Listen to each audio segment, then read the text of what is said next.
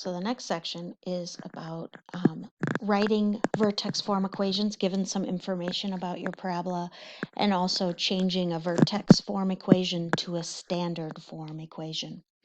One of the other things, in addition to arches in architecture that take on the form of a parabola, is the path of a ball, either that's kicked or thrown from the ground.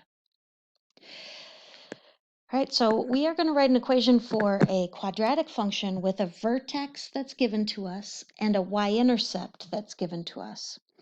So the way we're going to do this is we're going to start with vertex form. So we're going to think in our heads, well, vertex form looks like this. There's going to be some stretch or compression or reflection. There's going to be the x-coordinate of the vertex, and there's going to be the y-coordinate of the vertex.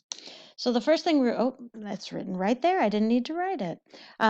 So we're going to use the vertex to fill that in. So here's our equation. It's going to be f of x.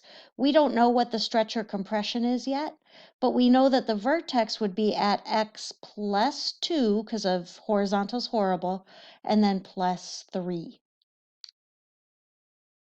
Now we're going to fill in the other point. Well, the other point says y-intercept of -1. At first, that doesn't seem like an ordered pair, but if our parabola crosses the y-axis at -1, well, that is an ordered pair. That would be 0, -1. So that means that we're going to fill in x equals 0 and y equals -1. Another name for y is f of x. It's the output of our function. So that means that -1 is equal to a. We still don't know what that stretch or compression is. And then 0 plus 2 squared plus 3. Now I'm going to do any math I can. I can certainly add 0 plus 2. That's inside of the parentheses, so I'll do that. I can square that because that's an exponent, so that would be my next step. We wouldn't usually write a4, we'd usually write 4a. Now I've done all of the arithmetic I can, but I can set up railroad tracks and solve this equation. So I'm going to figure out what a is by subtracting 3.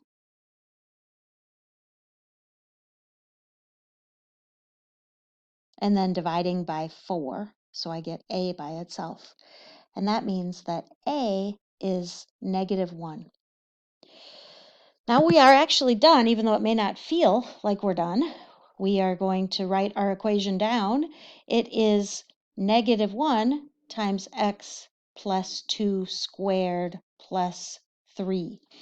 This is the vertex form of that parabola.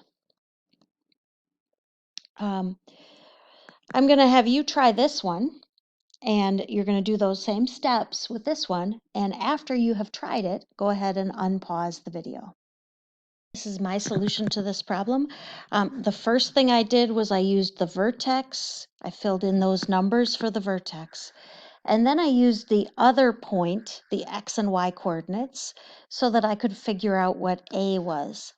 Finding a involves some algebra. Make sure you understand why this -3, when you square it, becomes a +9.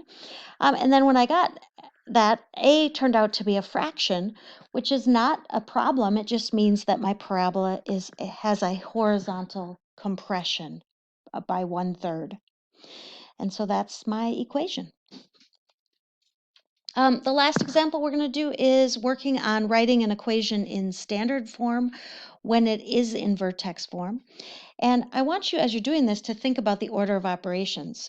According to the order of operations, the first thing I would do is anything inside of parentheses, but there isn't anything to do with x plus 2 because they're not like terms. So really the first thing I'm going to do is square. If I take x plus 2 times x plus 2, I have a couple of choices for multiplying that out. I could use a box or I could use distributing. So I'm going to use distributing this time. So x times x would be x squared. X times 2 would be 2x. And then I'm going to distribute the 2. So I have 2 times x and 2 times 2. So this is going to be x squared plus 4x plus 4. If you prefer to do this work in the box, you certainly may. If you're doing it in the box, you would put x plus 2 on both dimensions of the box, and you'd have x squared, 2x, and 4, which works out to be exactly what I wrote here. So then I'm going to rewrite this so it looks like f of x equals negative, and this really is a negative 1. And then I'm going to put my x squared plus 4x plus 4 in, plus 3. My next step is to distribute. In this case, it's a negative 1. That means that there is a vertical reflection for this parabola. So it'd be negative x squared minus 4x minus 4 plus 3.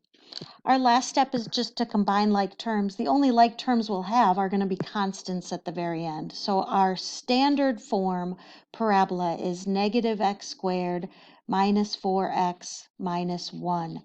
This is called standard form for a parabola. It just means it looks like ax squared plus bx plus c. A, b, and c for us are all negative. All right, that is the lesson for today. And I will see you tomorrow.